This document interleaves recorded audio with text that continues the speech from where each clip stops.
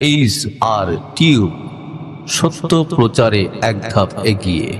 সিরিয়ার দামেস্কে এজিদ ক্ষমতা দখল করলো অগণতান্ত্রিক পদ্ধতিতে, এবং সরকারি মালের কোনো হিসাব নাই, অডিট নাই, স্বৈরাচারী কায়দায় তিনি ক্ষমতা দখল করে মদিনার আহলে বায়াত যারা মদিনার নেতৃবৃন্দকে তার আনুগত্য করার জন্য বাধ্য করল।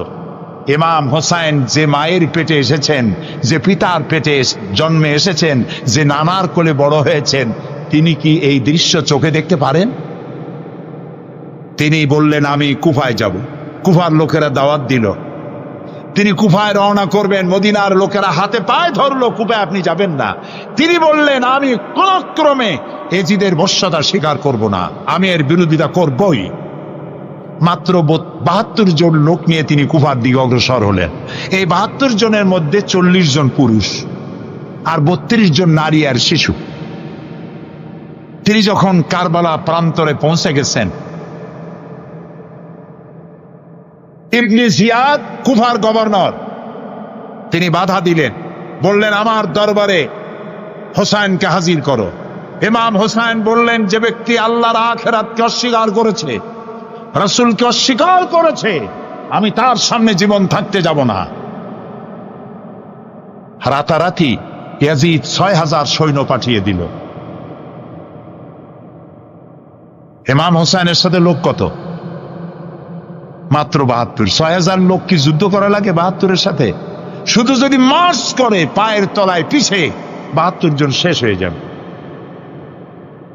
হযরত ইমাম হোসাইন রাতের বেলায় সঙ্গীদের বললেন, ও আমার সাথীরা, ইয়াজিদ আমার শির চায়, আমাকে চায়, আমার সঙ্গে থেকে তোমরা তোমাদের জীবনকে বিপন্ন করো না, তোমরা সবাই ফিরে চলে যাও মদিনায়। সাথীরা বললেন, ইমাম আজকে যদি আপনাকে ছেড়ে জীবনের মায়া নিয়ে মদিনায় ফিরে যাই, আর আপনার যদি শাহাদাত নসিব হয়, তাহলে কিয়ামতের দিন আল্লাহর নবীর সামনে আমরা কি জবাব দেব? আমরা আমাদের জীবন দিয়ে আপনাকে পাহারা দেব। সকালবেলায় যুদ্ধ শুরু হয়ে গেল। জোহরের নামাজ আসতে না আসতে 40 জন পুরুষ শাহাদাত বরণ করলেন। এখন একজন পুরুষ বেঁচে আছেন, ইমাম হোসাইন। তাঁবুর ভিতরে স্ত্রী এবং অন্যান্য মহিলাদের কাছ থেকে বিদায় নিতে এসেছেন। তোমাদেরকে আল্লাহর হাওয়ালা করলাম, আমি যুদ্ধে চলে যাচ্ছি। আমার চোখের সামনে আমার নানাজির দান্দার মোবারক শহীদ হওয়া ইসলাম, সাহাবীদের রক্ত দেওয়া, জীবন দেওয়া ইসলাম, খেলাফত মিটে যাবে পৃথিবী থেকে, রাজতন্ত্র প্রতিষ্ঠা হবে, আমার জীবন থাকতে আমি তা হতে দেব না। স্ত্রী এগিয়ে এলেন, বললেন হোসাইন, জিহাদের ময়দানে থেকে আমি আপনাকে বিরত থাকতে বলবো না, তবে একটি দাবি আছে। এই যে ছোট্ট দুগ্ধপোষ্য শিশু, গত কয়েকদিন হলো ঘরে খাবার নাই, পানি নেই, আমার বুকে দুধও নাই, এই ছোট্ট বাচ্চাটিকে একটু পানির ব্যবস্থা করুন। ইমাম হোসাইন কলিজার টুকরা সন্তানকে 2 হাতে উঁচু করে এজিদি সৈন্যদের সামনে এসেছেন। এজিদি সৈন্যরা, আমার হাতের দিকে তাকাও, এটি রাসূলের আওলাদ, আমার কলিজার টুকরা সন্তান। ফোরাতের অফুরন্ত পানি প্রবাহিত হচ্ছে, একটু ফোরাতের কুলটা ছেড়ে দাও, ওর একটু পানি পান করায়। আমার সাথে তোমাদের শত্রুতা থাকতে পারে, এই নিষ্পাপ বাচ্চার সাথে তো কোনো শত্রুতা থাকার কথা নয়। তার এই আবেগপূর্ণ কথা এজিদি সৈন্যদের কলিজা স্পর্শ করলো না। তারা বিষাক্ত তীর নিক্ষেপ করলো। ইমাম হোসাইনের উঁচু করে ধরা বাচ্চার বুকের ভিতর থেকে বিষাক্ত তীর প্রবেশ করে বেরিয়ে গেল অপর প্রান্ত থেকে। রক্ত ফিনকি দিয়ে বেরিয়ে এলো। ইমাম হোসাইন 2 হাতে আজলা ভরে সেই রক্ত চেহারায় মাখতে লাগলেন আর বললেন, কলিজার টুকরা সন্তান, সালেহ আলাইহিস সালামের উটনির রক্তের চাইতে তোমার রক্ত পবিত্র। হযরত সালেহ আলাইহিস সালামের চাইতে রাসূলুল্লাহর মর্যাদা অনেক বেশি, তুমি তার আওলাদ। বাচ্চাকে কোলে করে নিয়ে স্ত্রীর কাছে গিয়ে বললেন, স্ত্রী, এই নাও তোমার বাচ্চা, ঠান্ডা হয়ে গেছে, এমন পানি পান করেছে কিয়ামত পর্যন্ত পানি পানি বলে তোমারে আর বিরক্ত করবে না। ইমাম হোসেন লড়াই করলেন ময়দানে, বহু সংখ্যক সৈন্য হতাহত করে ফোরাতের কুল উন্মুক্ত করে ঘোড়ার পৃষ্ঠ থেকে নেমে এক আস্তা পানি তুলেছেন, পানি পান করবেন। মুখের কাছে যখন আকণ্ঠ তৃষ্ণার্ত পিপাসার্ত হোসাইন মুখের কাছে পানি নিয়েছেন, হঠাৎ ভেসে উঠল মনের পর্দায়, একটু আগে আমার কলিজার টুকরা সন্তান এই পানির অভাবে চলে গেল। 40 জন মানুষ বিদায় হলো, এক ফোঁটা পানি দিতে পারলাম না, এই পানি আমি কেমনে খাই? হাতের থেকে পানি পড়ে গেল। অশ্বের পৃষ্ঠে আরোহণ করলেন, চতুর্দিক থেকে তীর আর তরবারি আসতে লাগলো। ইমাম হোসেন বললেন, থামো, একটু থামো, তোমরা কাকে তীরবিদ্ধ করছো? আমি কি তোমাদের রসুল মুহাম্মদ সাল্লাল্লাহু আলাইহি সাল্লামের নাতি নই? আমি কি তোমাদের রসুলের কলিজার টুকরা মা ফাতেমার নয়নের মণি নই? কেমন করে আমার গায়ে তোমরা তীর মারো? উম্মে সালমা, আমাদের মা উম্মে সালমা রাদিয়াল্লাহু তাআলা আনহা, সকাল বেলায় 11ই মুহররম সকাল বেলায় তিনি ঘরে বসে কাঁদতেছেন। কয়েকজন প্রতিবেশী মহিলা এসে বলছেন, মা আপনি কাঁদেন কেন? তিনি বলছেন, আজকে রাত্রে আমি স্বপ্নে দেখেছি রাসূলুল্লাহ আমার বাড়ি এসেছেন, আমি দেখতে পেলাম আল্লাহ রসুলের চোখ দিয়ে পানি পড়ছে, দাড়ি মোবারক ধুলা মাখা, বুক কাটা বলি। আমি জিজ্ঞেস করলাম, ইয়া রাসূলুল্লাহ আপনি কাঁদেনই কেন?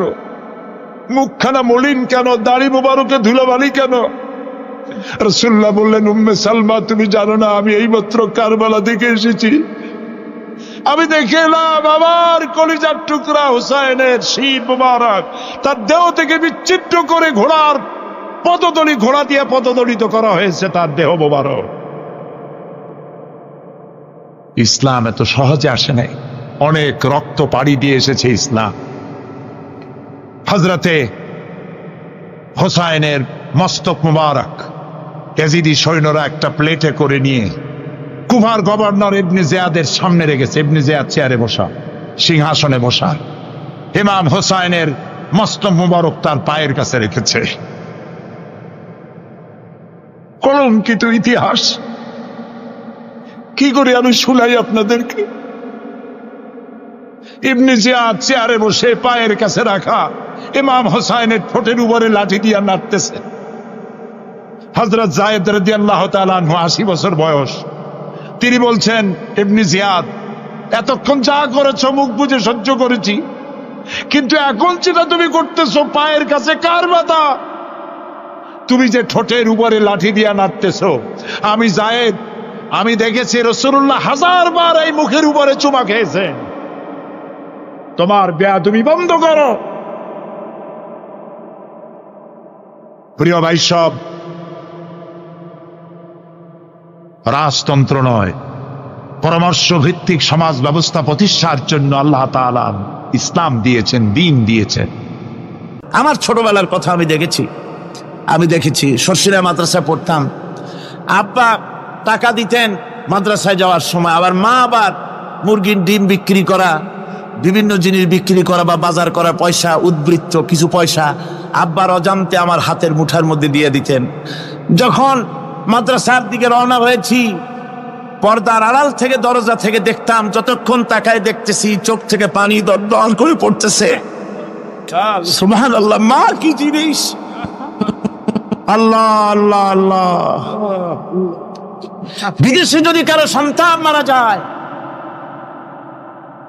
সবার জানার আগে কবি বলতেছেন, বিদেশে বিরাজ্যে যার পুত্র মারা যায়, পশু পক্ষী না জানিতে আগে জানে মায়।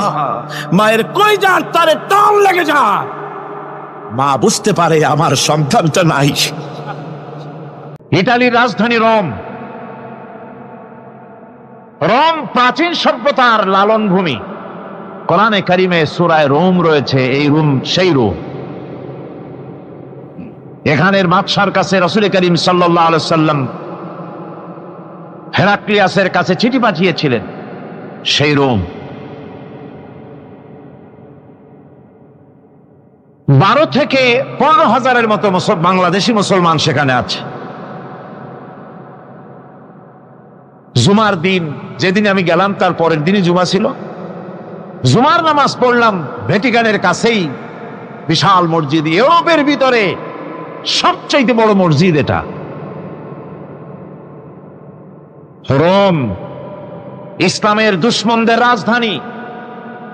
সেইখানে যখন আযান হচ্ছে আশহাদু আন্না মুহাম্মাদার রাসূলুল্লাহ, আমার অনুভূতির কথা আপনাদেরকে বোঝাতে পারবো না, কি অনুভূতির সৃষ্টি হয়েছে আমার ভেতরে। ভ্যাটিকানের পোপ এক পাশে, কিছু দূরেই ভ্যাটিকান, ওটা হচ্ছে গোটা পৃথিবীর সমস্ত খ্রিস্টানদের কাবা, ভ্যাটিকান। তার পাশেই বিশাল মসজিদ, সেখানে নামাজ পড়লাম। চিন্তার ভেতরে আসলো আল্লাহ রাব্বুল আলামিন তার হাবিবের নাম, তার তাওহীদ, তার রিসালাতকে কিভাবে বিশ্বময় ছড়িয়ে দিলেন। আবু জাহেল চাইছিল মুহাম্মদ সাল্লাল্লাহু আলাইহি ওয়াসাল্লামকে স্তব্ধ করে দেবে মক্কার জীবনেই। কত বদনাম, সাহের, কাহেন, কাযযাব, শায়ের, নাউযুবিল্লাহি মিন যালিক, কত গালাগালি করলো।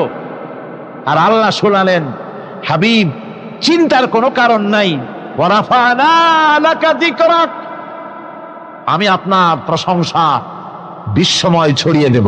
সুবহানাল্লাহি ওয়া বিহামদি।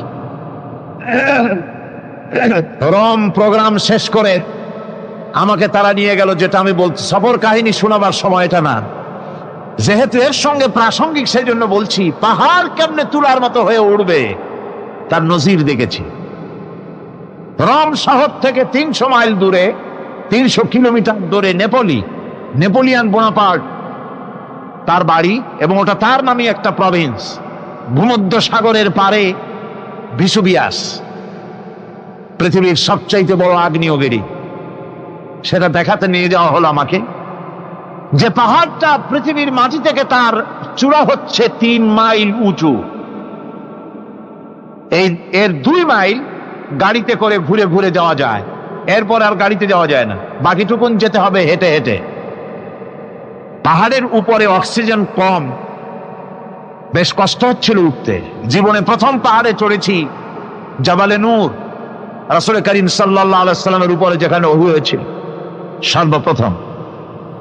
পাহাড় চড়ার একটা অভিজ্ঞতা ওখান থেকে আমার কিছুটা হয়েছিল। খুব কষ্ট হলো বাকি 1 মাইল উঠতে। যখন ভিসুভিয়াসের একদম শীর্ষে চলে গেছি, সেখানে গিয়ে আমার সাথে 15-20 জন লোক ছিল। আমি নিজেই আল্লাহু আকবার বলে আমার গলা থেকে আওয়াজ বেরিয়ে গেল। আমি দেখতে পেলাম ভিসুভিয়াসের শীর্ষে বিশাল গর্ত। আমার মনে হয় গর্তটা এই মাঠের 1/4 হবে, এই মাঠের 1/4 হবে গর্তটা। সেই গর্তটার গভীরতা হচ্ছে 1.5 কিলোমিটার। এইখান থেকে পাথরগুলি উত্থিত হয়েছে, আগ্নেয়গিরি পাথর আগুনে গলে লাভা হয়ে এগুলি পাহাড় বেয়ে উপচে পড়েছে, চতুর্দিকে 12 মাইল ছড়িয়ে গিয়েছে। আমার মনে পড়ল ওয়াকুদুহান নাস ওয়াল হিজারা, জাহান্নামের আগুনের ইন্ধন হবে মানুষ আর পাথর। আমি সেখানে সেজদায় পড়ে গিয়া কান্নাম আর বললাম, আল্লাহ জাহান্নামের আগুন হারাম করে দিও আমাদের জন্য। পাথর কিভাবে গলল, গলে পাথরগুলি গলে পুড়ে চতুর্দিকে পড়েছে আর ছিটকেছে, চতুর্দিকে ছিটকে পড়েছে।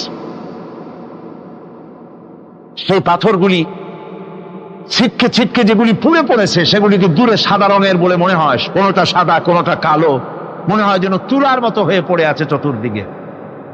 1944 সনে তৃতীয়বারের মতো ভিসুভিয়াস যে অগ্নিগিরি, যে অগ্নি উৎপাত করে, তাতে আশেপাশের 12 মাইল এলাকা এফেক্টেড হয়ে যায়। পাথরগুলি গলে এভাবে বিধ্বস্ত করে দিয়েছে। এখান থেকে এখানে জোহরের নামাজ, আসরের নামাজ আমরা পড়লাম, আল্লাহর কাছে খুব দোয়া করলাম। এখনো ধোঁয়া উঠতেছে, এখনো পাহাড়ের ফাটল দিয়ে ধোঁয়া উঠছে। একজন হাত দিয়ে আমাকে বলল যে খুব গরম লাগে ধোঁয়াগুলি। ওখানকার লোকেরা বলল যে ভেতরে এখনো আগুন আছে, তবে সুপ্ত, যে কোনো মুহূর্তে আবার তা জাগ্রত হতে পারে। আমরা সেখান থেকে নেমে এলাম। একটু কিছু দূর গিয়েই সেখানে হলো পম্পেই শহর। এই পম্পেই শহরটা হচ্ছে ঈসা আলাইহিস সালামের জন্মের 2000 বছর আগে এই শহর তৈরি হয়। ঈসা আলাইহিস সালামের জন্মের 179 বছর পর ভূমিকম্প হয়। সেই ভূমিকম্পে গোটা পম্পেই শহরটা পৃথিবীর মানুষের চোখের আড়াল হয়ে যায়, ধ্বংস হয়ে যায়, মাটির তলায় ভরাট হয়ে যায়। আজ থেকে 200 বছর আগে মাটি খনন করতে গিয়ে এই শহর আবিষ্কৃত হয়। পুরা শহরটা খুঁড়ে তারা বের করেছে। 180 হেক্টর জমিনের উপর এই বিশাল শহর। ঘুরে ঘুরে দেখলাম, গাড়ি চলে না সেখানে, পায়ে হেঁটে দেখতে হলো। প্রশস্ত রাস্তা। আজ থেকে 4000 বছর আগের মানুষেরা রাস্তা বানাতে জানতো পাথর দিয়ে, এবং রাস্তার দুধারে তাদের ছিল ফুটপাত, পানির ব্যবস্থা, নগরায়নের সব রকমের সুযোগ সুবিধা। তারপরে সেখানে বিচারালয়, এরপরে দোকানপাট, বাজারঘাট, সবকিছুর ব্যবস্থা রয়েছে। বিশাল বিশাল পাথরগুলি দিয়ে পিলার তৈরি করা। ভাবলাম এই পিলারগুলি, এই পাথরগুলি তারা কিভাবে ক্রেন ছাড়া এত উপরে উঠালো কি করে, আমার মাথায় আসলো না। পাথর কেটে কেটে সুন্দর সুন্দর অঙ্কন শিল্প তারা করেছে। এরপরে ঘুরতে ঘুরতে বাদশার রাজার বাড়িতে গিয়ে ঢুকলাম। সেখানে গিয়ে দেখলাম উলঙ্গ এত মূর্তি পাথরের তৈরি করা। পাথর কেটে কেটে দেওয়ালে যৌন মিলনের এমন কোন অশ্লীল ছবি নাই যা তারা সেখানে তৈরি করে নাই। উলঙ্গ মূর্তি আর উলঙ্গ যৌন মিলনের অসংখ্য ছবি দিয়ে এই এলাকা ভরা। তখন আমি বুঝলাম আল্লাহর গজব হওয়ার কারণটা কি, এই শহরটা মাটির নিচে হরক হয়ে যাওয়ার কারণটা কি। আল্লাহ পাক জেনা ব্যভিচার যে দেশে বেশি হয় আল্লাহ পাক বরদাস্ত করেন না। দুশ্চরিত্র যে দেশের মানুষ দুশ্চরিত্র হয়ে যায়, জেনা ব্যভিচার বেশি হতে থাকে, আল্লাহ হরক করে দেন, গজব দেন। এই গজব এক এক সময় এক এক রকমের হয়ে আসে। কখনো মাটির নিচে দাবায় দেন, কখনো মহামারী, কোনো দেশে কলেরা, কোনো দেশে জলোচ্ছ্বাস, কোথাও ভূমিকম্প, আর সর্বশেষ এই জেনা ব্যভিচারের জন্য আল্লাহ পাকের চূড়ান্ত, এই যৌনতার অশ্লীলতার জন্য চূড়ান্ত গজব বর্তমান বিশ্বের জন্য এইডস। আল্লাহ পাক এই গজব দিয়েছেন। বন্ধুগণ, আমি সেই জায়গা, আমি সেখানে যা দেখলাম যে আল্লাহ পাক পাহাড়গুলিকে কিভাবে উড়াবেন, এটা অস্বীকার করার কোনো উপায় নাই। বিশ্বাস তো করতামই। তবে হযরত ইব্রাহিম আলাইহিস সালাম যেমন বলেছিলেন, রব্বি আরিনি কাইফা তুহিল মাউতা, হায় আল্লাহ তুমি মরাকে চিন্তা করবা কেমনে। আল্লাহ পাক বলেন, আওয়ালাম তুমিন, তুমি বিশ্বাস করো না? ইব্রাহিম আলাইহিস সালাম বললেন, বালা, অবশ্যই বিশ্বাস করি, ওয়ালাকিন লিয়াতমাইন্না কলবি, যদি চোখে দেখতাম তাহলে আমার অন্তরাত্মা খুব ঠান্ডা হতো। আল্লাহ রাব্বুল আলামিন চোখে দেখায় দিলেন জিন্দা কেমনে মুর্দা হবে, মুর্দা কেমনে জিন্দা হবে, আল্লাহ দেখায় দিলেন। পাহাড় উড়াই দিবেন আল্লাহ রাব্বুল আলামিন।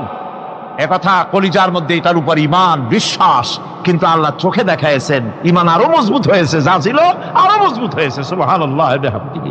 আল্লাহর ভয়তে কলিজা কেঁদেছে। আমি পাহাড়ের উপরে কেঁদেছি, যার যার হয়ে কেঁদেছি। বন্ধুগণ, আল্লাহ সুবহানাহু ওয়া তাআলা এই জন্য বলেছেন, কুল সিরু ফিল আরদ, আমার জমিন ঘোরো, ভালো করে দেখো, কাইফা কানা আকিবাতুল মুকাজ্জিবিন, মহাসত্যকে যারা অস্বীকার করেছে তাদের পরিণতি আমি কি করে দিয়েছি, এগুলি চোখে ভালো করে তাকায় দেখো।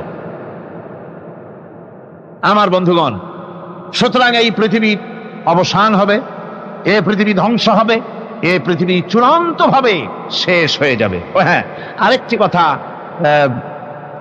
বলতে হয়, সেটা হচ্ছেই যে এই রোম থেকে আরেকটু দূরে 900 মাইল দূরে হচ্ছে সিসিলি। 900 মাইল দূরে, সেখানে এই সিসিলি মুসলমানেরা শাসন করেছিল 350 বছর। সেই সিসিলিতে রয়েছে 360টা মসজিদ মুসলমানদের করা। সমস্ত মসজিদগুলি আজ তালা বন্ধ, একটা মসজিদও খোলা নাই। সেখানকার মুসলমানেরা ওয়াজ শুনতে এসেছিল রোমে। আমি তাদের জন্য পরামর্শ দিয়েছি যে গভর্নমেন্টের কাছে তোমরা দাবি জানাও যে অন্তত একটা মসজিদের দরজা আমাদের জন্য খুলে দাও। রোমের অবস্থানরত প্রবাসী বাংলাদেশি মুসলমানেরা আমাকে বলেছে, তাদের অনেকের বাড়ি চট্টগ্রামেও আছে, আমাকে বলেছে তাদের চোখে পানি আসছে বলার সময় যে চিরময়ের তাফসীর মাহফিল যখন আসে কলিজাটা কামতে থাকে যাওয়ার জন্য। তো যাওয়া তো সম্ভব না এত দূর থেকে, আমাদের সালাম বলে দিবেন যত লোক আসবে, আর আমাদের জন্য দোয়া করতে বলবেন যেন এই রোমের ভিতরে আমরা ইসলামের আদর্শের ভিত্তিতে আমরা যেন চলতে পারি। আপনারা দোয়া করুন তাদের জন্য। ভাইরা আমার, এই পৃথিবী একদিন পরিসমাপ্তি ঘটবে এবং আল্লাহর দরবারে আমাদেরকে উঠতে হবে এবং সেখানে আমাদের বিচার হবে। সেখানে আমাদের কি হবে? বিচার হবে। আল্লাহ পাক বিচারটাকে নির্ভুল করার জন্য, সঠিক করার জন্য প্রত্যেকের গলায় আমলনামা ঝুলায় রাখছে, এখানে রেকর্ডের ব্যবস্থা করা হয়েছে। আল্লাহ পাক বলছেন ওয়া কুল্লা ইনসানিন আলজামনাহু তাইরাহু ফি উনুকিহি ওয়া নুখরিজু লাহু ইয়াওমাল কিয়ামাতি কিতাবান ইয়ালকাহু মানশুরা। আল্লাহ পাক বলেন প্রত্যেকের ভালো মন্দ কর্মফল, কর্মলিপি আমি তার গলায় ঝুলায় রেখেছি। কিয়ামতের দিন সে নিজের কাছে স্পষ্ট সব দেখতে পারবে, কোনো জিনিস বাদ পড়বে না। তার গলায় তার আমলনামা ঝুলানো আছে, সব রেকর্ড হতেছে। আমরা যা করছি সবগুলি রেকর্ড হয়ে যাচ্ছে। বর্তমান বিজ্ঞানীরা আবিষ্কার করেছে যে মানুষের শরীরের ভিতরে ডিএনএ আছে, রক্তের ভিতরে ডিএনএ, এটা একটা কোড। মানুষের রক্তের ভিতরে ডিএনএ আছে। যেমন তার ব্রেনের ভিতরে কতগুলি কোষ আছে, এক একটা কোষ এক এক ধরনের কাজ করে, অনুরূপ ভাবে তার শরীরের ভিতরে রক্তের ভিতরে ডিএনএ আছে। এই ডিএনএটা কি? এই ডিএনএটা হচ্ছে, এই ডিএনএ একটা কম্পিউটারের মতো কাজ করতেছে। লোকটা কি করবে, কোথায় যাবে, সে ভালো হবে মন্দ হবে কি হবে, সব তার ডিএনএর মধ্যে রেকর্ডকৃত আছে। এটা বোঝার জন্য একটা সুন্দর দৃষ্টান্ত দেওয়া যায়। যেমন এই কাগজটাকে আপনারা মনে করুন একটা গাড়ির একটা ব্লুপ্রিন্ট, একটা গাড়ির ব্লুপ্রিন্ট। এখানে লেখা আছে গাড়ি কিভাবে তৈরি হবে। এই কাগজটা নিয়ে ঘরের মধ্যে রেখে দিলেন।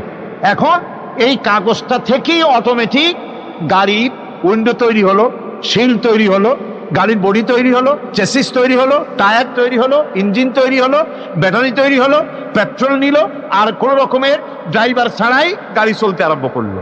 এই কথাটা যদি মনের মাথার মধ্যে আনতে পারেন যে এটা কিভাবে হইতে পারে, এতে লেখা অনুযায়ী যেভাবে হওয়া যদি সম্ভব হয়, অনুরূপ ভাবে মানুষের রক্তের ভিতরে ডিএনএ এর আবিষ্কার করেছে। এর ভিতরে মানুষের ভালো মন্দ, কোথায় যাবে কি করবে, সবকিছু এর মধ্যে রয়েছে। কোরআনে কারীমে আল্লাহ রাব্বুল আলামিন, আমি গত বছরও বলছিলাম যে বিজ্ঞানের আবিষ্কার যত বাড়বে কোরআন বোঝা মানুষের জন্য তত সহজ হবে। সুবহানাল্লাহ। কোরআন বোঝা মানুষের জন্য তত সহজ হবে। সুতরাং মানুষের গলার সাথে আল্লাহ পাক বলছেন যে একটা আমলনামা আমি ঝুলাই দিয়েছি তার গলার সাথে, সে যা করতেছে ওখানে সব লিপিবদ্ধ হচ্ছে, কম্পিউটারাইজড, কম্পিউটারের মতো এগুলি সব গ্রহণ করতেছে। এগুলি কিয়ামতের দিন তার সামনে হাজির করা হবে। কিয়ামতে যখন আমলনামা তার সামনে দিয়ে বলা হবে ইকরা কিতাবাকা কাফা বিনাফসিকাল ইয়াওমা আলাইকা হাসিবা, তাকে বলা হবে নিজের কর্মলিপি নিজেই পড়ো, আজ তুমি তোমার নিজের হিসাব নিতে যথেষ্ট।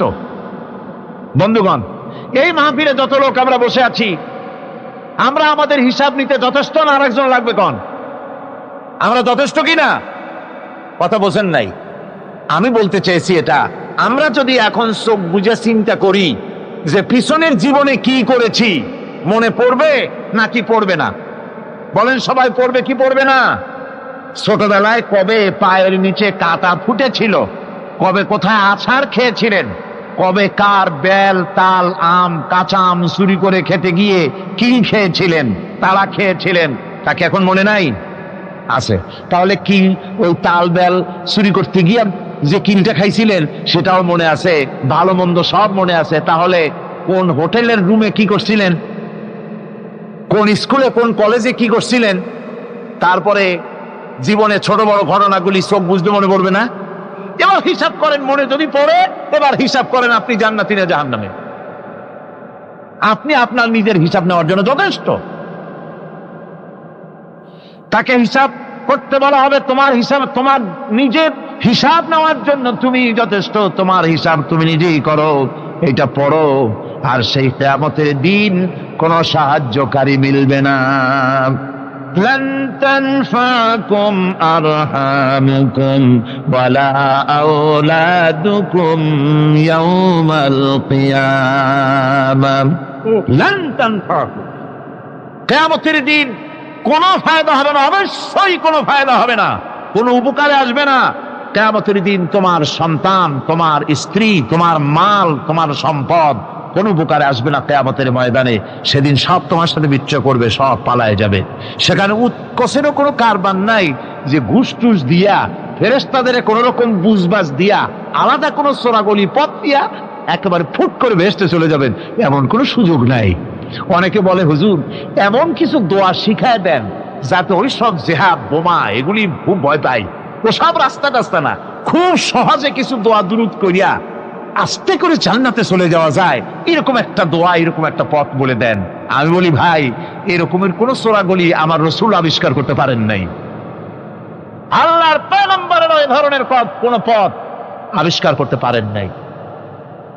সেখানে কিয়ামতের দিন কাউকে উৎকোষ গ্রহণ করার কেউ নাই, উৎকোষ দেওয়া যাবে না। আর উৎকোষ দিবি নেবা কি? আপনার কাছে কিছু নাইও, থাকলেও নেওয়ার কেউ নাই। এই দুনিয়ায় ফাঁকিবাজি করে বহুত কিছু করা যায়, কিন্তু কিয়ামতের মাঠে এগুলি কিছুই চলবে না। اليوم لا ينفع مال ولا بنون। কিয়ামতের দিন ধন, সন্তান, সন্ততি আর সম্পদ কোনো কাজে লাগবে না। সেদিন শুধু আমল, আমল যদি ভালো হয় কাজে লাগবে, আমল খারাপ হবে সব শেষ হয়ে যাবে। আল্লাহ রাব্বুল আলামিন নবীজিকে ডেকে বলেছেন, নবী আপনি বলেন, কুল মা কুনতু বিদআম মিনার রাসূল, আপনি বলুন আমি কোন নতুন রাসূল নই, আমার আগে অনেক নবী রাসূল পৃথিবীতে এসেছেন, তারা বিদায় হয়ে গেছেন। আমি জানি না কিয়ামতের দিন আল্লাহ রাব্বুল আলামিন আমার সাথে কি ব্যবহার করবেন, আর আমি এও জানি না যে কিয়ামতের দিন আল্লাহ পাক তোমাদের সাথে কি ব্যবহার করবেন। এই আয়াত নাযিল হওয়ার পর আল্লাহর হাবিব তার মেয়েকে ডাকলেন, জামাইকে ডাকলেন, নাতিদেরকে ডাকলেন, আহলে বাইতদেরকে ডাকলেন, আর বললেন, ও আমার মেয়ে, কলিজার টুকরা ফাতেমা গো শোনো, কেবলমাত্র আয়াত নাযিল হয়ে গেল, আল্লাহ পাক আমাকে শোনাচ্ছেন কিয়ামতের দিন আমি জানি না আমার সঙ্গে কি ব্যবহার করা হবে, আর এও জানি না যে তোমাদের সাথে কি ব্যবহার করা হবে। ও আমার কলিজার টুকরা মেয়ে ফাতেমা, কিয়ামতের দিন মুহাম্মদ সাল্লাল্লাহু আলাইহি সাল্লামের মেয়ে, এই হিসাবে তোমার নাজাতের ফয়সালা হবে না। ও আমার কলিজার টুকরা নাতি হাসান আর হোসেন, কিয়ামতের দিন মুহাম্মদ সাল্লাল্লাহু আলাইহি সাল্লামের নাতি হিসাবে ফয়সালা হবে না। ও আমার জামাই হযরতে আলী, কিয়ামতের দিন আমার জামাই হিসাবে নাজাতের ফয়সালা হবে না। আমল যদি ভালো হয় ফয়সালা ভালো হবে, জান্নাতে চলে যাবে। আমল যদি খারাপ হয় কার নাতি কার জামাই দেখা হবে না। সুবহানাল্লাহ। কঠিন কিয়ামতের মাঠ, এই পরকালের বিশ্বাস যদি কলিজার মধ্যে ঢোকে মানুষ ভালো হয়ে যাবে। কোন সুবহানাল্লাহ। আপনারা কোন মানুষের চরিত্র ভালো কি পুলিশে বানাইতে পারবে? আপনাদের দৃষ্টিতে পারবে? কথার জবাব যে দিলেন না। পুলিশে কি মানুষের চরিত্র ভালো বানাইতে পারবে? পুলিশের চরিত্র ভালো বানাবে কেডা? সেটাই তো কথা। মানুষের চরিত্র যাতে ভালো থাকে, মানুষের জন্য খারাপ কাম না করে, সেজন্য পুলিশ। পুলিশ যাতে খারাপ কাম না করে সেজন্য আরো একটা ডিপার্টমেন্ট আছে না? তারা যাতে খারাপ কাজ না করে সেজন্য আর একটা আছে। এন্টি করাপশনের আবার এন্টি করাপশন আছে, তার উপর আবার এন্টি করাপশন আছে। এন্টিটার অভাব না। সুতরাং পুলিশ দিয়া, বিডিআর দিয়া, আর্মি দিয়া মানুষের, দেশের, জাতির চরিত্র ভালো বানানো যায় না। রাসূলুল্লাহ এ দিয়ে বানান না, এটা ইসলামের নিয়ম নয়। পুলিশ দিয়া, আর্মি দিয়া দেশের মানুষের চরিত্র ভালো বানানো যায় না। চরিত্র ভালো বানানো যায় কেবলমাত্র পরকালের ভয় দিয়া। কিসের ভয় দিয়া? ওই যে মক্কার জীবনে ওই সমস্ত মানুষগুলি যারা চুরি করত, ডাকাতি করত, জেনা করত, বদমাশি করত, যারা শয়তানি করত, যারা মানুষকে খুন করত, এই মানুষগুলি এত ভালো হয়ে গেল, যারা চুরি ছেড়ে দিল, ডাকাতি ছেড়ে দিল, জেনা ব্যভিচার ছেড়ে দিল, এত ভালো হয়ে গেল, পৃথিবীর মধ্যে সেরা মানুষ তারা হয়ে গেলেন। জোরে বলেন সুবহানাল্লাহ। নবীর সাহাবীরা পৃথিবীর শ্রেষ্ঠ সন্তান, নবীর সাহাবীরা পৃথিবীর সেরা মানুষ, তাদের চাইতে সেরা মানুষ নবীদের পরে আর কেউ হতে পারে না। জোরে কোন সুবহানাল্লাহ। নবীর পরে পৃথিবীতে শ্রেষ্ঠ মানুষ কারা? সাহাবায়ে কেরাম রিদওয়ানুল্লাহ তাআলা আলাইহিম আজমাইন। ওনারা তো কুফরের মধ্যে ছিলেন, শিরকের মধ্যে ছিলেন, চুরি ডাকাতি জেনা ব্যভিচার এমন কোন পাপ নাই যা করা হয়নি।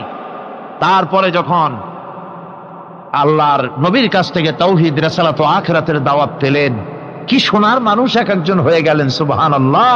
যারা ছিলেন নারীর সতীত্বের জম, তারা হয়ে গেলেন নারীর সতীত্বের পাহারাদার।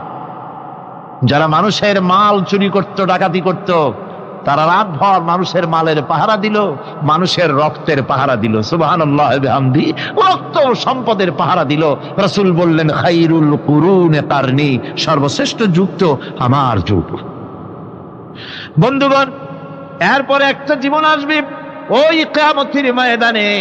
এই পরকালের বিশ্বাসটা গুরুত্বপূর্ণ ব্যাপার, আমাদের সব কিছুর হিসাব দেওয়া লাগবে।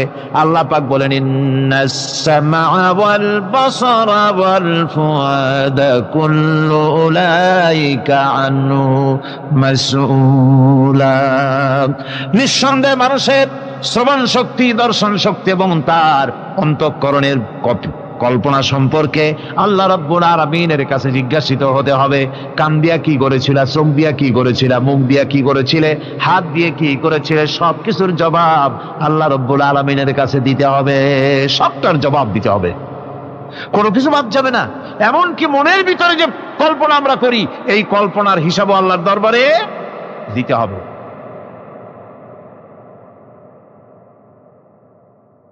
হযরতে জাফর চলে গেলেন নিজের বাড়িতে। স্ত্রীকে ডেকে বললেন, স্ত্রী, রাসূলুল্লাহ আমাকে নির্দেশ করেছেন মুতার প্রান্তরে যুদ্ধে যাওয়ার জন্য। আমি চলে যাব, তোমার কাছে বলতে এলাম। রাসূলুল্লাহ নির্দেশ না করলে বলতেও আসতাম না। আমি যদি শহীদ হয়ে যাই, আমি যদি আর না ফিরি, আমার সন্তানগুলিকে আমার রাস্তায়ও, এই রাস্তায়, দ্বীনের রাস্তায় তাদেরকে তৈরি করবে। স্ত্রী বলছেন, হে আমার স্বামী, রাসূলুল্লাহ নির্দেশ করেছেন জিহাদের ময়দানে যাওয়ার জন্য। আমি আপনাকে বাধা দেওয়ার হিম্মত রাখি না, তবে আমি আল্লাহর কাছে হাত তুলে বলি। তিনি দোয়া করতে লাগলেন, রব্বুল আলামিন, আমার স্বামী রাসূলুল্লাহর নির্দেশে জিহাদের ময়দানে যেতেছেন, তুমি মেহেরবানি করে আমার স্বামীকে জিহাদের গাজী বানায়া আমার কাছে ফিরাইয়া দিও।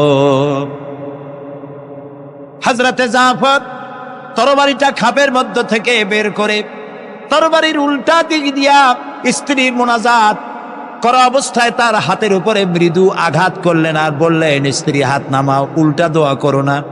রাসূলুল্লাহ আমার নাম দ্বিতীয় নম্বরে বলেছেন, আমার আগেও একজন আছে, পরেও একজন আছে, মুতার প্রান্তরে আমি যে শহীদ হব তাতে কোনো সন্দেহ নাই। উল্টা দোয়া করো না, বরং আমার শাহাদাত মঞ্জুরের জন্য দোয়া করো, আর এই আমার সন্তানগুলিকে দ্বীনের রাস্তায় পরিচালিত করো।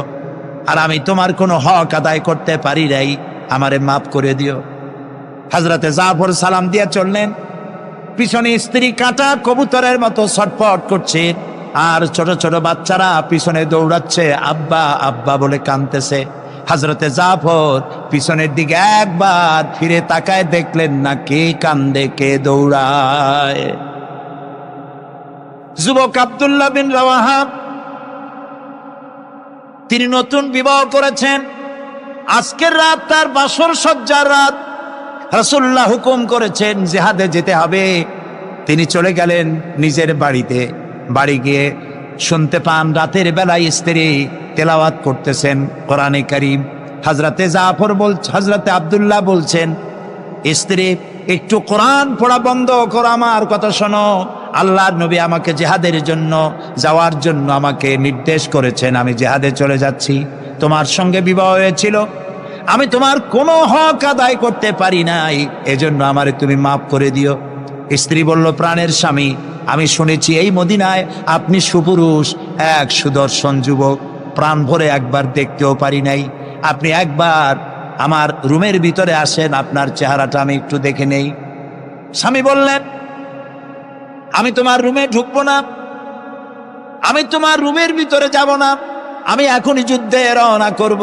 স্ত্রী বলছেন, প্রাণের স্বামী, রুমের ভিতরে প্রবেশ করলে পরে আমি কোনো প্রেম নিবেদন করব না, শুধু একবার চেহারাটা ভালো করে দেখে রাখতে চাই, কারণ কিয়ামতের ময়দানে আমি যেন আপনাকে স্বামী বলে চিনে নিতে পারি। হযরত আব্দুল্লাহ বলছেন, প্রিয়তমা স্ত্রী শোনো, যদি তোমার এই ধারণাই হয়, এই নিয়ত যদি থাকে, আর আমার শাহাদাতের পরে যদি তুমি সবর করতে পারো, আমাকে আর দেখার দরকার নাই। আল্লাহ যদি আমার শাহাদাত মঞ্জুর করেন, তাহলে কিয়ামতের দিন জান্নাতের ভেতরে তোমাকে আমাকে স্বামী স্ত্রী হিসাবে আল্লাহই পরিচয় করাইয়া দিবে। হযরত আব্দুল্লাহ চলে গেলেন জিহাদের ময়দানে। যুদ্ধ শুরু হয়ে গেল। 3000 সৈন্য রাসূলুল্লাহর পাঠানো সাহাবীদের প্রচন্ড আক্রমণে রোমান সৈন্যরা পালায়ে কুল পাচ্ছে না। হযরতে যায়েদ শহীদ হলেন। হযরতে জাফর, তার ডান হাত কাটা গেল, তার বাম হাত কাটা গেল, এবার ঝুলন্ত, হাত কাটা, পা কাটা, এই অবস্থায় তিনি পড়ে আছেন। হযরতে আব্দুল্লাহ বিন রাওয়াহা তিনি ছুটে গেলেন তরবারি ধরার জন্য, তিনি ছুটে গেলেন ইসলামের পতাকা ধারণ করার জন্য। কাছে গিয়ে দেখেন কে যেন পতাকা উঁচু করে রেখেছে। কাছে গিয়ে দেখেন হযরতে জাফর হাত কাটা দুদিকে পড়ে আছে, পা কাটা দুদিকে পড়ে আছে, শূন্য মাথাটা তার। হযরতে জাফরের শূন্য মাথা ইসলামের পতাকা ধরে কামড়ে ধরে উঁচু করে রেখে দিয়েছে। হযরতে জাফর শাহাদাতের সময় বলেছিলেন, ও আমার রসুলের সাহাবীরা, আল্লাহ রসুলকে আমার বিদায় সালাম আরজ করে দিও। আমি এখন আমার নাকের ভিতরে জান্নাতের সুঘ্রাণ পেতেছি, আমার মনে হয় এখনই আমার শাহাদাত নসিব হয়ে যাবে। ও জাফর, তোমার শাহাদাতের পরে আল্লাহ তোমার সাথে কি ব্যবহার করেছেন? হযরতে জাফর বলেন, আল্লাহ তাআলা আমাকে জান্নাতের নাজ ও নেয়ামত দিয়ে আমাকে জিজ্ঞাসা করেছেন, তুমি আর কি চাও? আমি বলেছি, রব্বুল আলামিন, কিচ্ছু চাই না, জমিনে আর একবার পাঠাও, তোমার দিনকে প্রতিষ্ঠার জন্য, তোমার দিনের রাস্তায় আর একবার জীবন দিয়ে আসি। হযরতে লোকমান তিনি তার সন্তানকে ডেকে বলছেন, কত বড় নসিহত, লক্ষ্য করেন, সন্তানকে ডেকে বলছেন, ইয়া বুনাইয়া, হে কলিজার টুকরা সন্তান, ইন্নাহা ইনতাকু মিসকালা হাব্বাতিন মিন খারদালিন, তোমার জীবনের কোনো একটি আমল তা যদি সরিষার দানা পরিমাণ হয়। হযরত লোকমান যখন এসেছিলেন তখন পৃথিবীটা বিজ্ঞানের যুগ ছিল না, নবী করিম সাল্লাল্লাহু আলাইহি ওয়াসাল্লাম বিজ্ঞানের যুগে আসেন নাই, কিন্তু তারপরে আর কোনো নবী আসবেন না বলে আল্লাহ তাআলা সরিষার দানার কথা ব্যবহার করেন নাই, জাররা শব্দ ব্যবহার করেছেন। জাররা হচ্ছে পরমাণু, অণু, পরমাণু পরিমাণ। ফামাইয়া আমাল মিসকালা জাররাতিন শাররাইয়ারা, ওমাইয়া আমাল মিসকালা জাররাতিন শাররাই, প্রথমটা খায়রাইয়ারা। তো এখানে আল্লাহ তাআলা জাররা শব্দ ব্যবহার করেছেন, যেহেতু এখন বিজ্ঞানের যুগ, আর আল্লাহ তাআলার কাছে সবটাই, সমস্ত কাল হলো বর্তমান কাল, অতীত ভবিষ্যৎ বলে কোনো কাল নাই। এই জন্য নূহ আলাইহিস সালামের যুগটা ছিল বৈজ্ঞানিক যুগ, ছিল না হযরতে লোকমানের সময়, তাই আল্লাহ তাআলা সে সময় সরিষা পাওয়া যেত, সরিষার কথা বলেছেন। এখন তো অণু পরমাণু দিয়ে অ্যাটম বোমা তৈরি করা হয়, বিভিন্ন মারণাস্ত্র তৈরি হয়, সামান্য অণু সেটাকে ভেঙ্গে চুরে আরো পরমাণু, আরো ছোট্ট ক্ষুদ্রাতি ক্ষুদ্র জিনিস দিয়ে ধ্বংস করে দেওয়া যায় এলাকা থেকে এলাকা। সেই জন্য আল্লাহ তাআলা জাররা শব্দ ব্যবহার করেছেন, এখানে সরিষার দানার কথা ব্যবহার করছেন।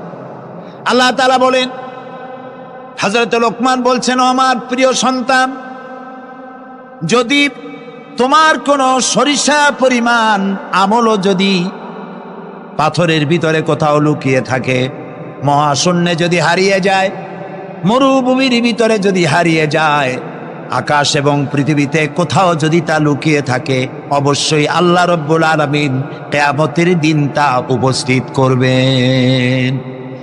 কত বড় কথা! সরিষার দানা পরিমাণ আমল যদি আল্লাহ কিয়ামতে উঠান, জেনা, ব্যভিচার, মদ, জুয়া, এই সমস্ত বড় বড় পাপ আল্লাহ দেখাইতে পারবেন না? পারবেন।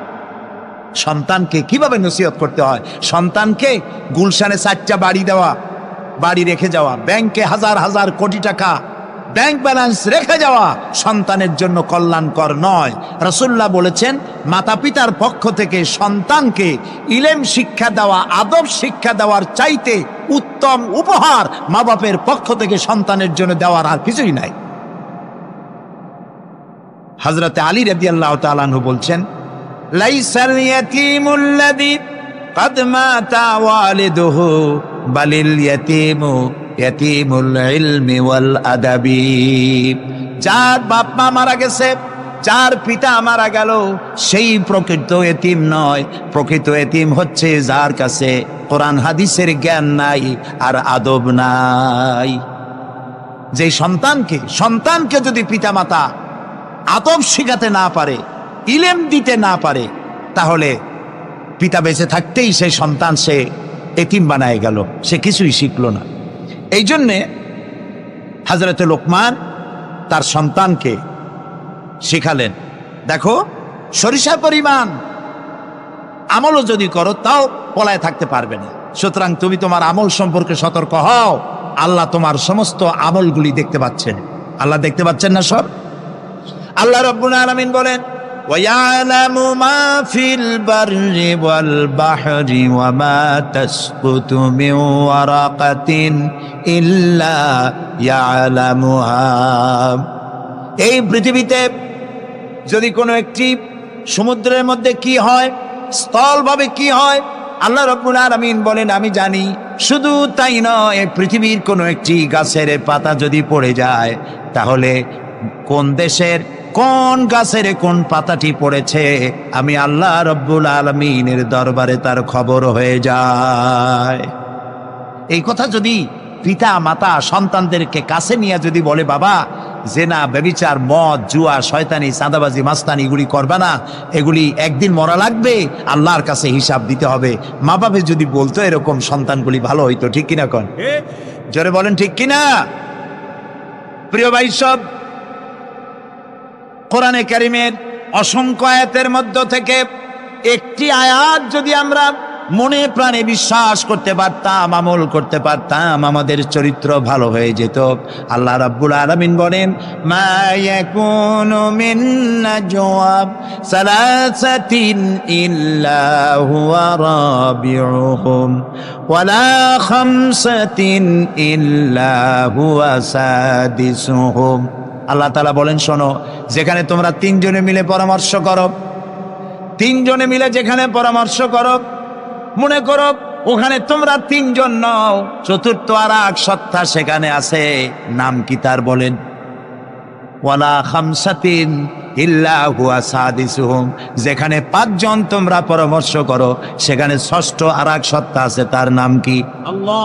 ওয়ালা আদনা মিন যালিকা ওয়ালা আকসারা ইল্লা হুয়া মাহুম আইনামা কানু।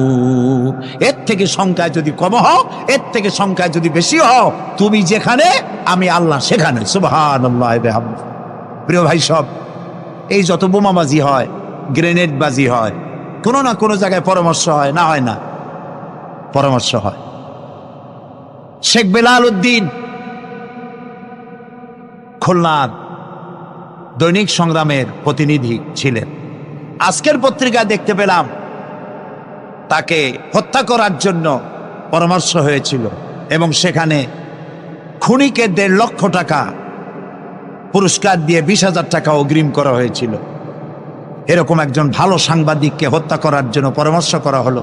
বেলালের নাম যখন মনে আসলো, দোয়া করি আল্লাহ তাআলা বেলালকে, হযরতে বেলাল রাদিয়াল্লাহু তাআলা আনহুর সঙ্গী করে জান্নাতের মধ্যে জায়গা করে দিও।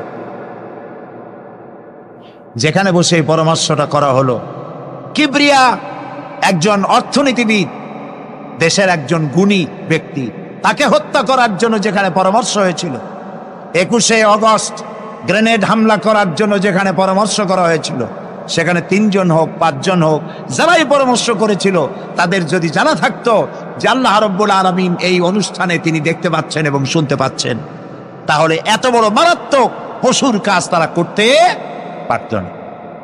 হযরতে লোকমান তিনি তার সন্তানকে একেবারে বাচ্চা অবস্থায় বুঝায় দিলেন, হে আমার ছেলে, কলিজার টুকরা, ছোট্ট একটি সরিষার দানা পরিমাণ আমলও যদি করো, ওইটা গোপন থাকবে না, আল্লাহ তাআলা উঠায় নেবেন, সুবহানাল্লাহ, তুমি দেখতে পাবে সে আমল। প্রিয় উপস্থিতি, যুবকদের বলি, তরুণদের বলি, তরুণী আজকে আমাদের টার্গেট। তরুণরা আসো ইসলামের দিকে। তোমাদেরকে যারা লাঠিয়াল বাহিনী হিসাবে ব্যবহার করে, এদের মুখে থুতু নিক্ষেপ করে বেরিয়ে আসো, রাসূলের কাতারে শামিল হয়ে যাও। যে পথে যাচ্ছ জাহান্নামের পথ, আমরা ডাকি তোমাদেরকে জান্নাতের দিকে, সুবহানাল্লাহ। প্রিয় ভাই সব, আমি আপনাদের খেদমতে আরজ করব, হযরতে লোকমানের এই তৃতীয় নসিহতের শেষ অংশটি করেই আমরা আপনাদের সামনে যে কথা বলতে চাই তা হলো, হযরতে লোকমান বলছেন,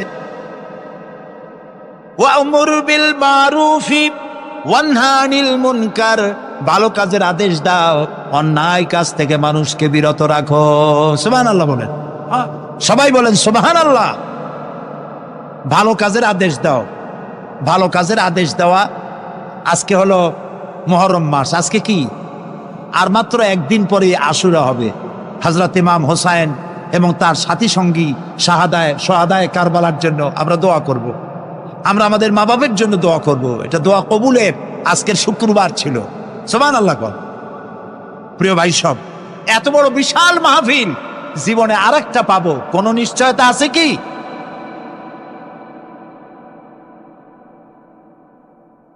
তিন নম্বর নসিহতের শেষ অংশ হচ্ছে, হে প্রিয় বৎস, ভালো কাজের আদেশ করবা আর অন্যায় কাজের বিরোধিতা করবা। ভালো কাজের আদেশ আমরা এখন ভুলে গেছি, করি না। অন্যায় কাজ থেকেও মানুষকে ফিরায় রাখি না। অন্যায় চোখের সামনে হয়, তাও আমরা প্রতিবাদ করি না। এই প্রতিবাদী কণ্ঠ হতে হবে আমাদের। রাসূলুল্লাহ বলেছেন, মান রা মিনকুম মুনকারান ফালিয়ুগাইয়িরহু বিয়াদি ফাইন লাম ইয়াস্তাতি ফাবিলিসানি ফাইন লাম ইয়াস্তাতি ফাবিকলবি ওয়া যালিকা আযআফুল ঈমান। আমাদের কার কতটা ঈমান আছে তা পরিমাপ করার একটা থার্মোমিটার আছে। আপনারা জানেন, জ্বর মাপে যে যন্ত্র দিয়া, সেটাকে কি বলা হয়? থার্মোমিটার। দুধ মাপে, অর্থাৎ দুধের মধ্যে পানি না পিওর দুধ, তা মাপার জন্য একটা যন্ত্র আছে না, ওইটারে কি বলে? ল্যাক্টোমিটার। এরপরে আবহাওয়া পরিমাপ করার জন্য, বৃষ্টি হবে কি হবে না ইত্যাদি পরিমাপের জন্য একটা যন্ত্র আছে, সেটার নাম কি? ব্যারোমিটার। প্রত্যেকটা জিনিস মাপার এরকম যন্ত্র আছে। ঈমান মাপারও একটা হাদিস আছে। সুবহানাল্লাহ। ঈমানটা ফার্স্ট ক্লাস, সেকেন্ড ক্লাস আর থার্ড ক্লাস, এটা মাপার একটা হাদিস আছে। সে হাদিসটা আমি পড়ে ফেলেছি আগেই। রাসূলুল্লাহ বলছেন, তোমাদের মধ্যে যদি কেউ শরীয়ত বিরোধী কাজ কেউ দেখতে পাও, 2 হাতে বাধা দাও। কি দিয়ে বাধা দাও? বলেন জোরে। শক্তি প্রয়োগ করে বাধা দাও। ফাইন লাম ইয়াস্তাতি, যদি তুমি তা না পারো তাহলে মুখ দিয়ে বাধা দাও। ফাইন লাম ইয়াস্তাতি, যদি তাও না পারো অন্তরে অন্তরে ঘৃণা করো। তবে অন্তরে অন্তরে ঘৃণা করে চুপ করে বসে থাকলে হবে না, মনে মনে ঘৃণা করে হোমওয়ার্ক করতে হবে। মনের মধ্যে এই চিন্তা রাখতে হবে যে এই অন্যায় কাজকে নির্মূল করার জন্য কি করা যায়, সে সম্পর্কে পরিকল্পনা নিতে হবে। আর এটা হলো ওয়া যালিকা আযআফুল ঈমান, আর এটা হলো ঈমানের একদম থার্ড ক্লাস, তৃতীয় পর্যায়। এরপরে ঈমানের আর কোনো অংশ নাই। হযরতে লোকমান বলছেন, ওয়াসবির আলা মা আসাবাক, এরপরে তুমি সবর ইখতিয়ার করবে। সবর, ধৈর্য। ভালো কাজের আদেশ, অন্যায় কাজের নিষেধ, এর মধ্যে সবরের কথা আসলো কেন? সবরের কথা আসলো এই জন্য যে আপনি যখনই মানুষের ভালো কথা বলবেন, তখনই আপনারে মানুষে গালি দেবে, মন্দ কথা বলবে। ইসলামের দাওয়াত দিবেন, বলবে যে মৌলবাদী। ঠিক কিনা? এখন তো কিছু দল আছে আমাদের দেশে, মৌলবাদ আর সাম্প্রদায়িক ছাড়া আর কিছু চোখেই দেখে না, খালি কয় মৌলবাদ মৌলবাদ মৌলবাদ মৌলবাদ। সাম্প্রদায়িক কি? সাম্প্রদায়িক হইছে? মৌলবাদ কি হইছে? ইসলাম পালন করলে, নামাজ রোজা করলে যদি মৌলবাদ হয়, তাহলে যারা গালি দেয় ওরা যদি নামাজ পড়ে তো ওরাও তো মৌলবাদী। সাম্প্রদায়িক কি হয়েছে? কেন সাম্প্রদায়িক করেন? বাংলাদেশে কি সাম্প্রদায়িকতা বলতে কিছু আছে? এই দেশেও যদি বলে সাম্প্রদায়িক সম্প্রীতি নাই, তাহলে সাম্প্রদায়িক সম্প্রীতি আছে কোন দেশে? ওই দেশের নামটা আমরা শুনতে চাই। বাংলাদেশ পৃথিবীর অন্যতম শ্রেষ্ঠ সাম্প্রদায়িক সম্প্রীতির একটি উজ্জ্বল দৃষ্টান্ত বহন করে চলছে এই বাংলাদেশ। আমরা 1947 সনে একবার স্বাধীন হয়েছি, আবার 71 সনে পূর্ণাঙ্গ স্বাধীনতা লাভ করেছি, ঠিক না ভাই? ওই একই 47-এ ভারতও স্বাধীন হয়েছে, আমরাও স্বাধীন হয়েছি। আমাদের দেশে 47 থেকে নিয়ে এই পর্যন্ত সাম্প্রদায়িক দাঙ্গা, কমিউনাল রায়ট, ধর্মীয় মারামারি, হিন্দু মুসলমানে সাম্প্রদায়িক মারামারি, খুনাখুনি হয়েছে বলেন? হয়ে থাকলে কোথায় হয়েছে বলেন? হয়েছে কোথাও? হয়নি। আর যে ভারত আমাদের প্রতিবেশী, 1947 থেকে এই পর্যন্ত সাম্প্রদায়িক দাঙ্গা হয়েছে সে দেশে 20,000 বারেরও বেশি। সেটা নিয়ে কোনো মাথা ব্যথা নেই, সমস্ত মাথা ব্যথা আমাদের দেশ নিয়ে। এইখানে খালি কয় সাম্প্রদায়িক। নামাজ যদি পড়ে, লোকেরা নামাজ পড়ে, রোজা রাখে, ইসলামের কথা বলে, সাম্প্রদায়িক মৌলবাদ এইসব কথা বলিয়া মানুষকে আর ধোকায় ফেলা যাবে না ইনশাআল্লাহ। এখন মানুষ অনেক জাগ্রত। এই যে সন্ত্রাস, আলহামদুলিল্লাহ, তারা বলেন ওয়াকুল্লা ইনসানিন আলজামনাহু তাইরাহু ফি উনুকি ওয়া নুখরিজু লাহু ইয়াওমাল কিয়ামাতি কিতাবান ইয়ালকাহু মানশুরা ওয়াকুল্লা ইনসানিন আলজামনাহু তাইরাহু ফি উনুকি। আমি প্রত্যেক মানুষের কর্মকে তার গ্রীবা লগ্ন করে দিয়েছি। এই যে গলা, এই গলার কাছে একটা ঘুটলির মতো, একটা সিম কার্ডের মতো এইখানে আমি রেখে দিয়েছি। কোথায়? গলায়। কে বলতেছেন এ কথা? এই ঘুটলির ভিতরে তুমি যা করতেছো সব লিপিবদ্ধ হচ্ছে। সুবহানাল্লাহ বলেন। এখন বলতে পারেন অদৃশ্য এই ঘুটলি, এটা তো দেখি না, এটা কে বলতেছেন? আমি কিন্তু দেখতে পাচ্ছি না। আপনারা দেখেন নাকি? কেউ দেখেন না। হাত দিয়ে ধরে দেখেন, পান নাকি? ধরাও যায় না, দেখাও যায়। আল্লাহ বলছেন আছে, তাহলে বিশ্বাস করতে হবে। এর ভিতরে সব রেকর্ড হয়ে যাচ্ছে। আপনি বলবেন এতটুকুন ঘুটলির মধ্যে, তাবিজের মধ্যে আমার সারা জীবনের সব কথার সব কাজ ঢোকে কেমনে লেখা হয়? তাহলে পাল্টা প্রশ্ন করি, আপনার মোবাইলের সিম কার্ডে এত ফোন নাম্বার, এত ইমেল, এত এত টেক্সট, এত কিছু, আপনার আরো কি জানি আছে, মেসেজ দেওয়াটা হাবিজাবি আছে না, অনেক কিছু গোষ্ঠী সুদ্ধা, এগুলো কেমনে হয়? ছোট্ট একটা সিম কার্ডের মধ্যে কেমনে হয়? শত টেলিফোন নাম্বারের মধ্যে ঢুকে যায়। আমার একটা টেলিফোন দিয়ে মোবাইল দিল, কোথা থেকে দিল? লিসবন। কোথায়? কি আন্দাজে কয় অস্ট্রেলিয়া? লিসবন হচ্ছে পর্তুগালের রাজধানী। সেখানে প্রোগ্রাম ছিল, ওরা আমাকে একটা মোবাইল দিল। এতে যে কত ফাংশন আল্লাহই ভালো জানে, আমি এখনো শিখতে পারিনি। এত ফাংশন, এতটুকু একটা মোবাইলের মধ্যে।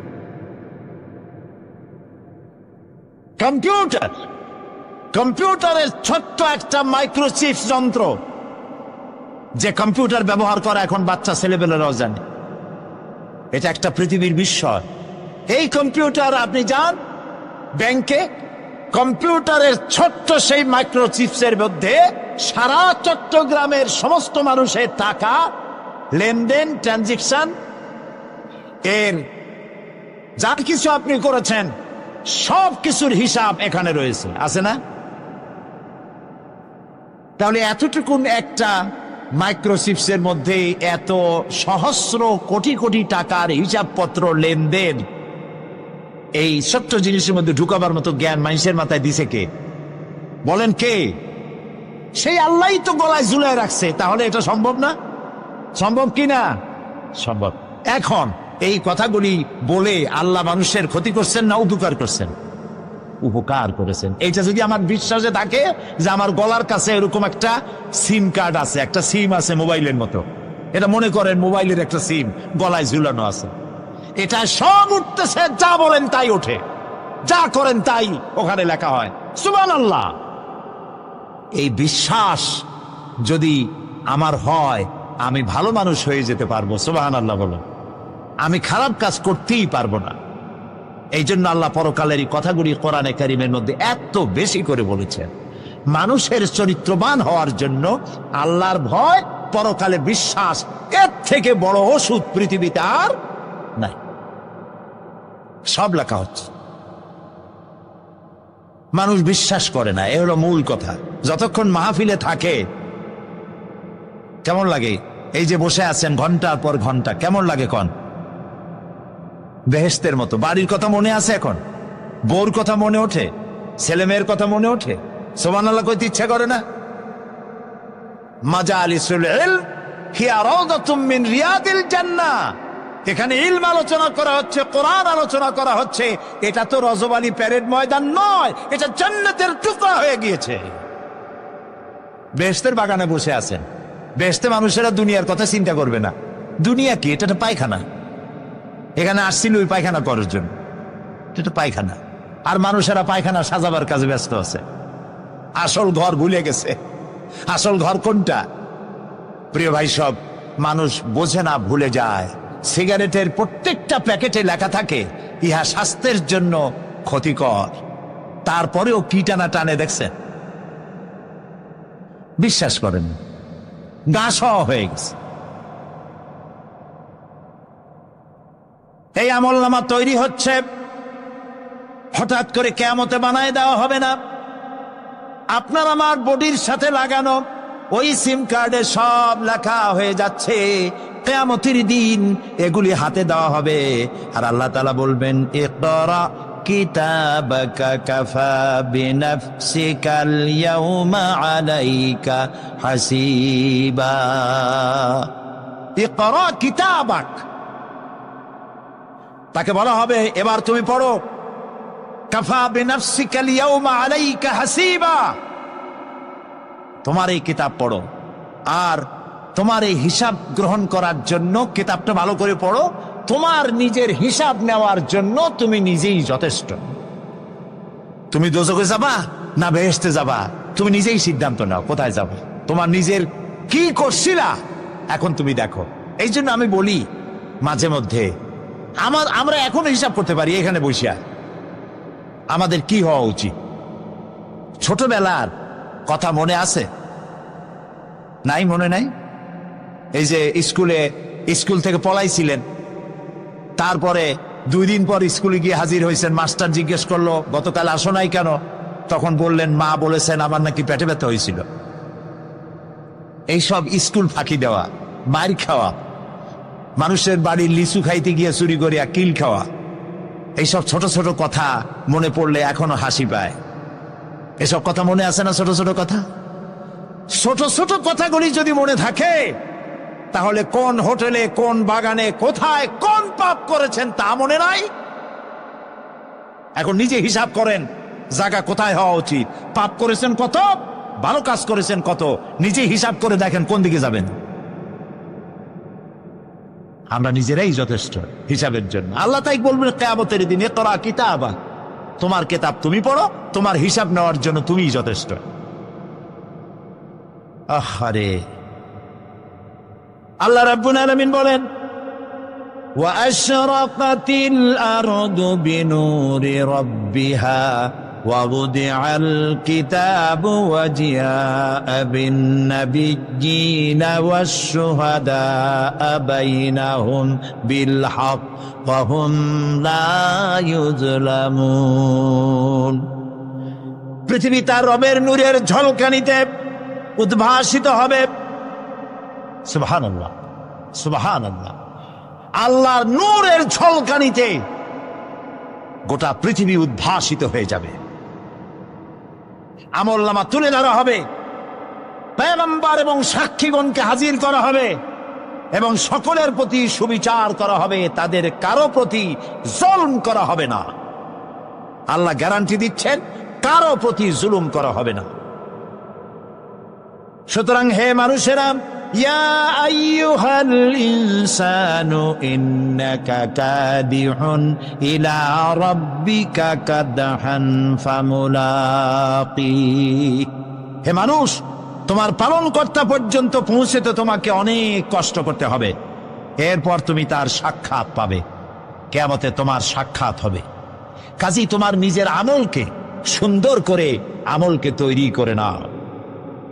فَأَمَّا مَنْ أُوتِيَ كِتَابَهُ بِيَمِينِهِ فَسَوْفَ يُحَاسَبُ حِسَابًا يَسِيرًا وَيَنْقَلِبُ إِلَى أَهْلِهِ مسرورا।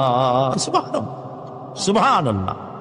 যার ডান হাতে আমলনামা দেওয়া হবে, কিয়ামতের দিন আমলনামাগুলি উড়িয়ে দেওয়া হবে।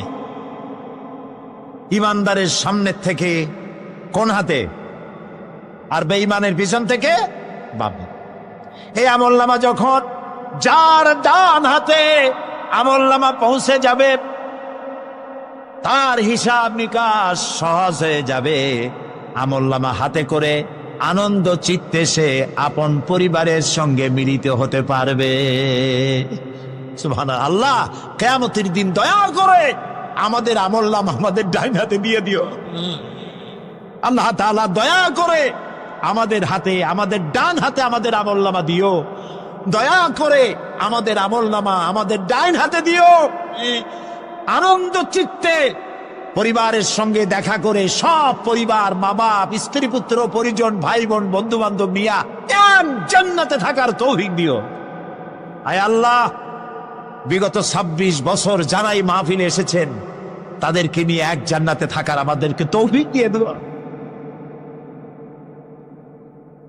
وَأَمَّا مَنْ أُوتِيَ كِتَابَهُ وَرَاءَ ظَهْرِهِ فَسَوْفَ يَدْعُو ثُبُورًا وَيَصْلَى سَعِيرًا। আর যার আমলনামা পিছন থেকে বাম হাতে আসবে, সে তো মৃত্যুকে আহ্বান করতে থাকবে, মৃত্যুকে ডাকবে। এর থেকে যদি মরে যেতে পারতাম তাও ভালো হইতো। তার আর উপায় থাকবে না, তার জায়গা হবে জাহান্নামে। নাউযুবিল্লাহ। আমরা সবাই বলি নাউযুবিল্লাহ। এরপরে আল্লাহ রাব্বুল আলামিন মিজান খাড়া করবেন, দাড়িপাল্লা। মিজান কি? দাড়িপাল্লা। ইনসাফ কি মুকদ্দাস তারাজু। ইনসাফের প্রতীক কি তাও কইতে পারেন না, জোরে বল না। এটা হচ্ছে ইনসাফের প্রতীক। সুপ্রিম কোর্ট ঢাকা, সুপ্রিম কোর্টের সামনে বিশাল দাড়িপাল্লা টানানো, দেখছেন না? মানুষেরা তো বোঝে না, গ্রাম দিয়ে লোকেরা যায়, যাই এটা দেখে এক কয়েকটি, ওরে বাবা, জামাত ইসলামের এত বড় অফিস। দাড়িপাল্লা তো জামাত ইসলামের না, এটা ইনসাফের প্রতীক। তারা ক্ষমতায় গেলে ইনসাফ করবে, এটা বোঝাবার জন্য এই প্রতীককে গ্রহণ করেছে। আল্লাহ যেন ইনসাফ করার তৌফিক দিয়ে দেয়। বলেন আমিন, জোরে বলেন আমিন। কিয়ামতের দিন এই দাড়িপাল্লা মিজান আল্লাহ তাআলা প্রতিষ্ঠিত করবেন, এবং এই মিজানে যার পুণ্য পাল্লা ভারী হবে সে কৃতকার্য, আর যার পাল্লা হালকা হবে সব শেষ। আল্লাহ রাব্বুল আলামিন বলেন, وَنَضَعُ الْمَوَازِينَ الْقِسْطَ لِيَوْمِ الْقِيَامَةِ فَلَا تُظْلَمُ نَفْسٌ شَيْئًا وَإِنْ كَانَ مِثْقَالَ حَبَّةٍ مِّنْ خَرْدَلٍ أَتَيْنَا بِهَا وَكَفَى بِنَا حَاسِبِينَ। আমি কিয়ামতের দিন ন্যায় বিচারের মানদণ্ড স্থাপন করব। তখন কারো প্রতি অবিচার করা হবে না। যদি কোনো আমল সরিষার দানা পরিমাণ হয়, আমি তা হাজির করব। সুবহানাল্লাহ, সুবহানাল্লাহ। এবং হিসাব গ্রহণের জন্য আমি যথেষ্ট। এবং হিসাব মানুষেরা মনে করবে এত মানুষ, আদম আলাইহিস সালাম থেকে নিয়ে পর্যন্ত, এখান থেকে নিয়ে কিয়ামত পর্যন্ত সব মানুষেরই তো উঠবে সেখানে হিসাব হবে নাকি? একজন একজন করে হিসাব হবে। আল্লাহ বলছেন আল্লাহ সারিউল হিসাব, দ্রুত হিসাব নিতে সক্ষম। আল্লাহ নিজের কানে নিজে শুনবেন, অন্যের মাধ্যমে নয়, নিজে শুনবেন। প্রত্যেক আর আসামির কাছ থেকে, লোকদের কাছ থেকে তার বক্তব্য শুনবেন, ভায়া মিডিয়া শুনবেন না, নিজেই শুনবেন। আল্লাহর কান আছে না, চোখ আছে না? লোকেরা এই যে বইপত্রে লেখে আল্লাহ হচ্ছে নিরাকার, কত বড় বাজে কথা। আল্লাহ নিরাকার, আমরা এমন এক আল্লাহর ইবাদত করি, তিনি আমাদের কিছু শুনতে পান না, কান টান নাই, তিনি আমাদের কিছু দেখতে পান না। এরকম নাকি আল্লাহ তাআলা? আল্লাহ তাআলা কোরআন শরীফে বলেছেন আল্লাহর হাত, আল্লাহর পা, আল্লাহর চোখ, আল্লাহর মুখ। তবে এগুলি কি রকম? আল্লাহর হাত, পা, চোখ কেমন, আকারটা কেমন? এর একটাই জবাব। কয়টা জবাব? জোরে বলেন।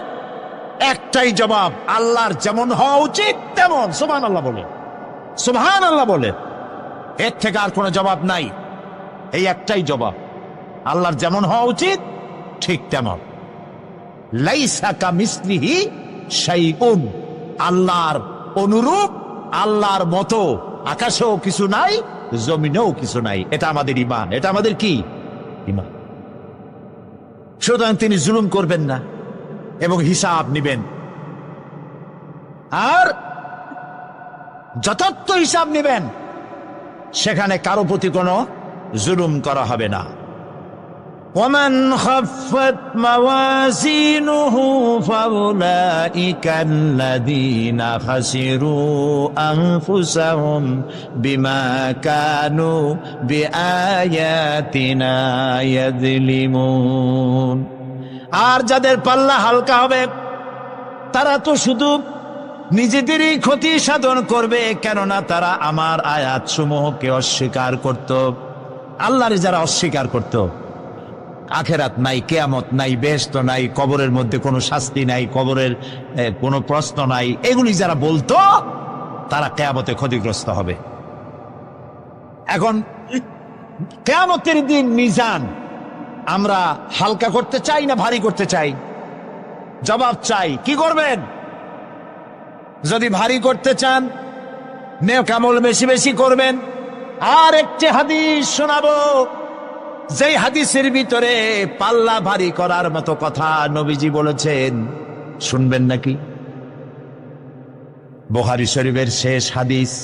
আল্লাহর নবী বলেন, কালিমাতানে হাবিবাতানে ইলার রহমান খাফিফাতানে আলাল লিসান সাকিলাতানে ফিল মিজান সুবহানাল্লাহি ওয়া বিহামদিহি সুবহানাল্লাহিল আযীম। নবীজি বলেন, দুইটা কালেমা, দুটি শব্দ আল্লাহর কাছে খুবই প্রিয়, মুখে উচ্চারণ করা একেবারেই হালকা। আর কিয়ামতের দিন এই শব্দ দুটি দিয়ে আল্লাহ রব্বুল আলামিন মিজানের পাল্লাকে ভারী করে দিবে। সেই শব্দ দুটি হলো, পড়েন আমার সাথে, সুবহানাল্লাহি ওয়া বিহামদিহি সুবহানাল্লাহিল আযীম। সবাই পড়েন, সুবহানাল্লাহি ওয়া বিহামদিহি সুবহানাল্লাহিল আযীম সুবহানাল্লাহি ওয়া বিহামদিহি সুবহানাল্লাহিল আযীম। জান্নাতের ভিতরে মানুষের কোনো দুঃখ থাকবে না। কাদের দুঃখ থাকবে না? জান্নাতীদের। কথা কি শোনেন? সাথে সাথে ঠাস ঠাস করে জবাব দিতে পারেন না কেন? জান্নাতীদের ভেতরে, জান্নাতীদের কি থাকবে না? কোনো দুঃখ থাকবে না। একটা দুঃখ থাকবে। কটা দুঃখ? একটা দুঃখ থাকবে। জান্নাতীরা জান্নাতের ভেতরে মনে মনে ভাববে, কারণ জান্নাত তো সকলের জন্য একরকম হবে না। কারো হবে ফার্স্ট ক্লাস, কারো হবে ডিলাক্স, কারো হবে সুইট ডিলাক্স, কারো হবে second class, third class, fourth class, এরকম। এটা কি ইনসাফ না জুলুম? ইনসাফ।